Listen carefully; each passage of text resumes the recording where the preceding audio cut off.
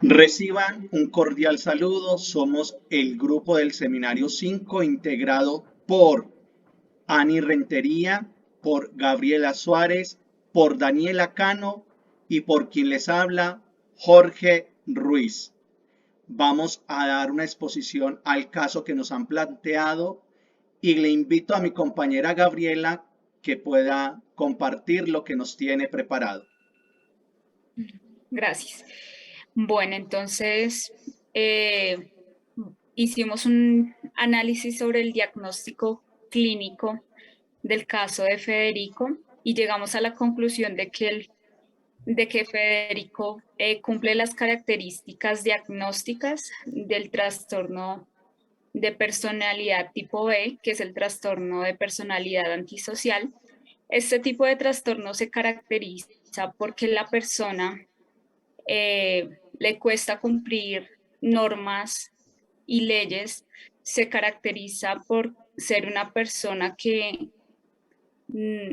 no tiene empatía con las personas, no siente ningún remordimiento ni es consciente de las acciones que hace o hiere y vulnera los derechos de otras personas, los hace sin razón de ser consciente.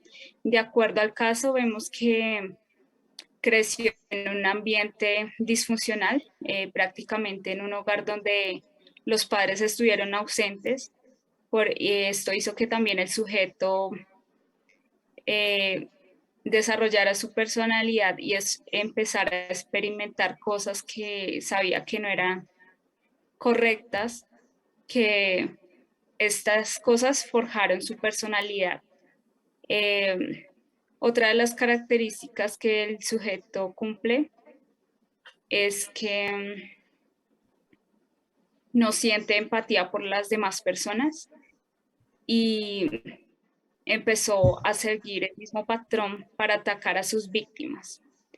De acuerdo a los criterios del DSM-5, el sujeto también cumple los criterios para ser diagnosticado con esquizofrenia, ya que él manifiesta que oye voces que le incitaban a hacer cosas indebidas como matar.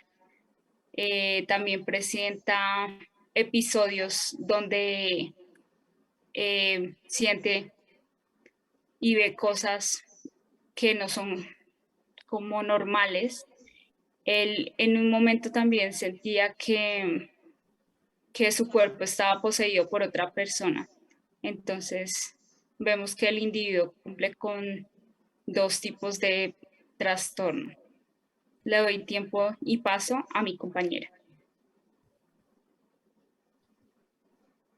Buenas noches.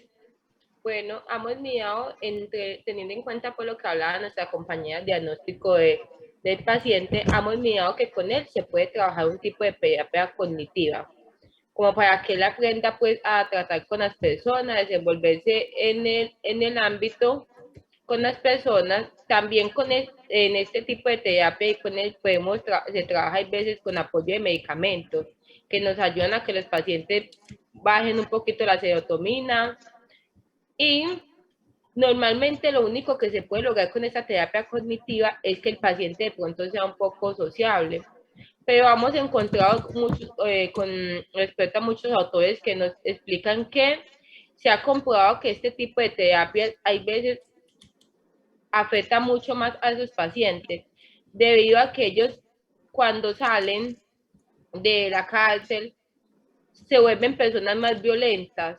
Todo este tipo de terapia que se les da a ellos, eso hace que ellos se vuelvan más violentos, utilizan esas técnicas pero a favor de ellos. Entonces, la mayoría de terapias que tú utilizas con él, con estos tipos de pacientes, ellos la utilizan a favor de ellos. Buenas noches, le doy el paso a mi compañera Daniela, que está por ahí. Hablaremos sobre los objetivos que pretende alcanzar la intervención. Uno de ellos sería el brindar un desarrollo de cambio de pensamiento.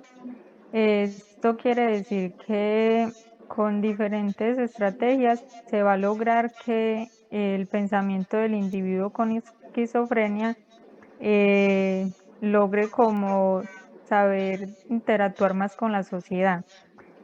Otro sería el orientar al paciente para que éste pueda desarrollar ciertas actividades que, que le permitan ser más sociales, ya que éste se reprime en su casa, no sale. Entonces, de este modo, así poderse integrar más a la sociedad. Otro sería lograr que el paciente cambie la forma psicopática de pensar. Esto quiere decir que él recurrentemente tiene muchos pensamientos psicópatas que no le ayudan en su tratamiento. Entonces, es lograr que el paciente con diferentes estrategias, lograr que éste pueda cambiar ese pensamiento. Le doy paso a mi compañero. Muchas gracias, Daniela. Continuando con el caso de Federico Puentes, pues se nos ha invitado a hacer un informe clínico y presentar la remisión. Antes de eso, una vez elaborada la historia clínica, le hemos pedido también al paciente que nos dé el consentimiento sobre la autorización.